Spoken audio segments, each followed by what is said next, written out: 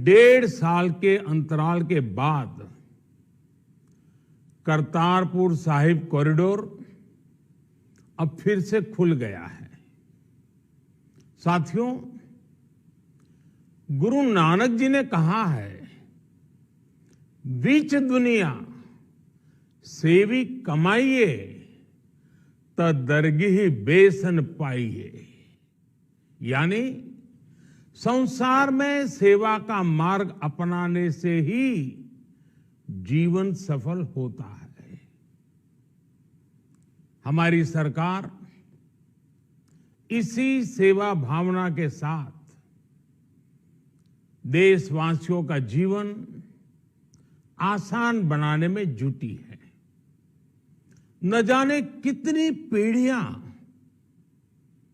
जिन सपनों को सच होते देखना चाहती थी, भारत आज उन सपनों को पूरा करने का भरपूर प्रयास कर रहा है। साथियों, अपने 5 दशक के सार्वजनिक जीवन में मैंने किसानों की परेशानियों को, उनकी चुनौतियों को बहुत करीब से देखा है, महसूस किया है। इसलिए जब देश ने मुझे 2014 में प्रधानमंत्री के रूप में सेवा का अवसर दिया, तो हमने कृषि विकास, किसान कल्याण को सर्वोच्च प्राथमिकता दी। साथियों, इस सच्चाई से बहुत लोग अनजान हैं कि देश के 100 में से 80 किसान छोटे किसान हैं। उनके पास 2 हेक्टेयर से भी कम जमीन है। आप कल्पना कर सकते हैं, इन छोटे किसानों की संख्या 10 करोड़ से भी ज्यादा है। उनकी पूरी जिंदगी का आधार यही छोटी सी जमीन का टुकड़ा है। यही उनकी जिंदगी होती है।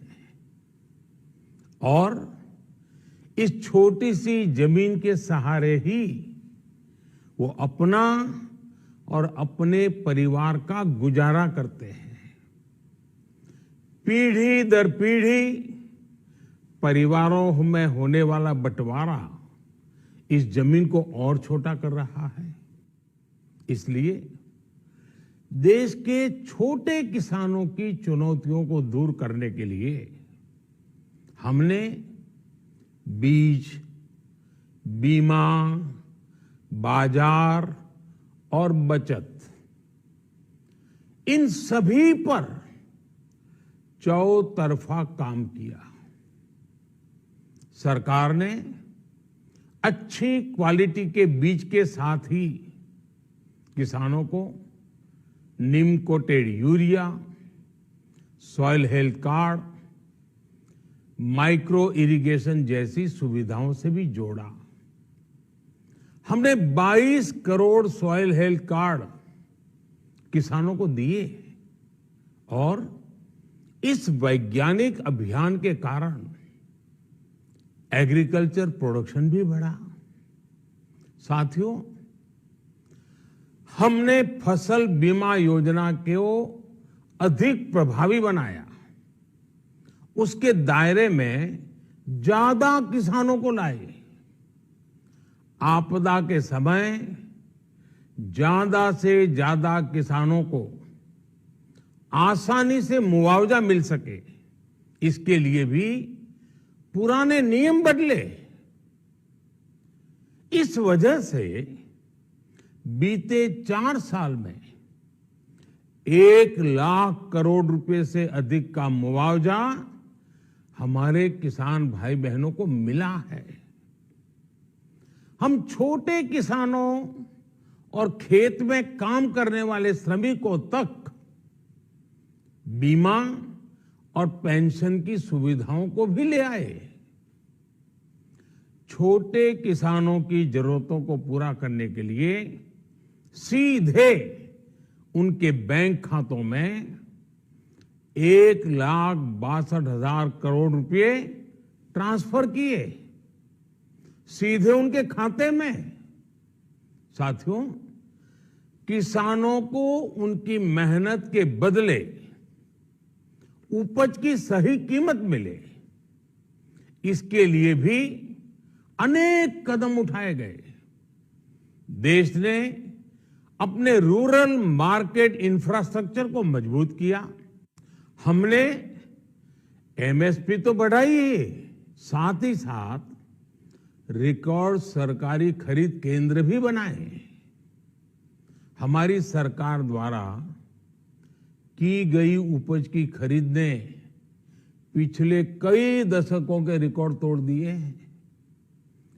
देश की 1,000 से ज्यादा मंडियों को ई नाम योजना से जोड़कर हमने किसानों को कहीं पर भी अपनी उपज बेचने का एक प्लेटफॉर्म दिया और इसके साथ ही देश भर की कृषि मंडियों के आधुनिकीकरण पर भी हमने करोड़ों रुपए खर्च किए। साथियों, आज केंद्र सरकार का कृषि बजट पहले के मुकाबले 5 गुना बढ़ गया है। हर वर्ष 1.25 लाख करोड़ रुपए से अधिक कृषि पर खर्च किए जा रहे हैं। 1 लाख करोड़ रुपए के एग्रीकल्चर इंफ्रास्ट्रक्चर फंड के माध्यम से गांव और खेत के नजदीक भंडारण, इसकी व्यवस्था, कृषि उपकरण जैसी अनेक सुविधाओं का विस्तार, ये सारी बातें तेजी से हो रही है। छोटे किसानों की ताकत बढ़ाने के लिए 10,000 एफपीओ किसान उत्पादक संगठन बनाने का अभियान भी जारी है। इस पर भी करीब 7,000 करोड़ रुपए खर्च किए जा रहे हैं। माइक्रो इरिगेशन फंड के आवंटन को भी 2 गुना करके 10,000 करोड़ रुपए कर दिया गया है। हमने क्रॉप लोन भी 2 गुना कर दिया, तो इस वर्ष 16 लाख करोड़ रुपए हो जाएगा। अब पशुपालकों को मछली पालन से जुड़े हमारे किसानों को भी किसान क्रेडिट कार्ड का लाभ मिलना शुरू हो गया है। यानी हमारी सरकार किसानों के हित में हर संभव कदम उठा रही है, लगातार एक के बाद एक नए कदम उठाती जा रही है। किसानों की आर्थिक स्थिति सुधरे, उनकी सामाजिक स्थिति मजबूत हो, इसके लिए पूरी ईमानदारी से काम कर रही है। साथियों, किसानों की स्थिति को सुधारने की इसी महाअभियान में देश में 3 कृषि कानून लाए गए थे। मकसद ये था कि देश के किसानों को, खासकर छोटे किसानों को और ताकत मिले, उन्हें अपनी उपज की सही कीमत और उपज बेचने के लिए ज्यादा से ज्यादा विकल्प मिले। बरसों से ये मांग देश के किसान, देश के कृषि विशेषज्ञ, देश के कृषि अर्थशास्त्री, देश के किसान संगठन लगातार कर रहे थे। पहले भी कई सरकारों ने इस पर मंथन भी किया था। इस बार भी संसद में चर्चा हुई, मंथन हुआ और ये कानून लाए गए। देश के कोने कोने में कोटि कोटि किसानों ने, अनेक किसान संगठनों ने इसका स्वागत किया, समर्थन किया। मैं आज उन सभी का बहुत बहुत आभारी हूं, धन्यवाद करना चाहता हूं। साथियों, हमारी सरकार किसानों के कल्याण के लिए, खासकर छोटे किसानों के कल्याण के लिए, देश के कृषि जगत के हित में, देश के हित में, गांव गरीब के उज्जवल भविष्य के लिए पूरी सत्यनिष्ठा से, किसानों के प्रति पूर्ण समर्पण भाव से, नेक नियत से ये कानून लेकर आई थी। लेकिन इतनी पवित्र बात, पूर्ण रूप से शुद्ध किसानों के हित की बात, हम अपने प्रयासों के बावजूद कुछ किसानों को समझा नहीं पाए। भले ही किसानों का एक वर्ग ही विरोध कर रहा था, लेकिन फिर भी यह हमारे लिए महत्वपूर्ण था। कृषि अर्थशास्त्रियों ने, वैज्ञानिकों ने, प्रगतिशील किसानों ने भी उन्हें कृषि कानूनों के महत्व को समझाने का भरपूर प्रयास भी किया। हम पूरी विनम्रता से, खुले मन से उन्हें समझाते रहे। अनेक माध्यमों से व्यक्तिगत और सामूहिक बातचीत भी लगातार होती रही। हमने किसानों की बातों को, उनके तर्क को समझने में भी कोई कोर कसर बाकी नहीं छोड़ी। कानून के जिन प्रावधानों पर उन्हें ऐतराज था, सरकार उन्हें बदलने के लिए भी तैयार हो गई। 2 साल तक हमने इन कानूनों को सस्पेंड करने का भी प्रस्ताव दिया। इसी दौरान ये विषय माननीय सर्वोच्च न्यायालय के पास भी चला गया। ये सारी बातें देश के सामने है, इसलिए मैं इनके अधिक विस्तार में नहीं जाऊंगा। साथियों, मैं आज देशवासियों से क्षमा मांगते हुए सच्चे मन से और पवित्र हृदय से कहना चाहता हूं कि शायद हमारी तपस्या में ही कोई कमी रही होगी, जिसके कारण दिए के प्रकाश जैसा सत्य कुछ किसान भाइयों को हम समझा नहीं पाए। आज गुरु नानक देव जी का पवित्र प्रकाश पर्व है। ये समय किसी को भी दोष देने का नहीं है। आज मैं आपको, पूरे देश को ये बताने आया हूं कि हमने 3 कृषि कानूनों को वापस लेने का, रिपील करने का निर्णय लिया है। इस महीने के अंत में शुरू होने जा रहे संसद सत्र में, इसी महीने में, हम 3 कृषि कानूनों को रिपील करने की संवैधानिक प्रक्रिया को पूरा कर देंगे।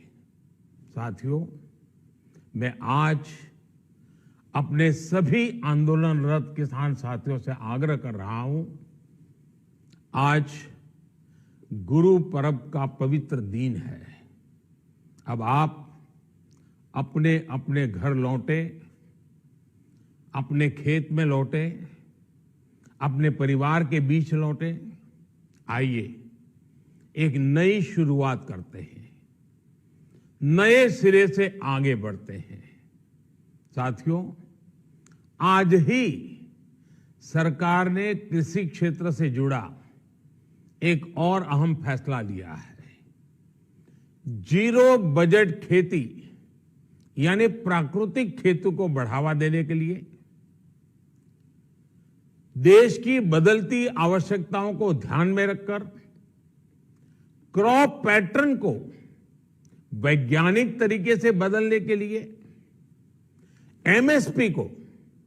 एमएसपी को और अधिक प्रभावी और पारदर्शी बनाने के लिए ऐसे सभी विषयों पर भविष्य को ध्यान में रखते हुए निर्णय लेने के लिए एक कमेटी का गठन किया जाएगा। इस कमेटी में केंद्र सरकार, राज्य सरकारों के प्रतिनिधि होंगे, किसान होंगे, कृषि वैज्ञानिक होंगे, कृषि अर्थशास्त्री होंगे। साथियों, हमारी सरकार किसानों के हित में काम करती रही है और आगे भी करती रहेगी। मैं गुरु गोविंद सिंह जी की भावना में अपनी बात समाप्त करूंगा। देहि शिवावर मोहे इहे, शुभ कर्मन ते कबहू न टरो। हे देवी, मुझे ये वर दीजिए कि मैं शुभ कर्म करने से कभी पीछे ना हटूं। जो किया किसानों के लिए किया, जो कर रहा हूं देश के लिए कर रहा हूं।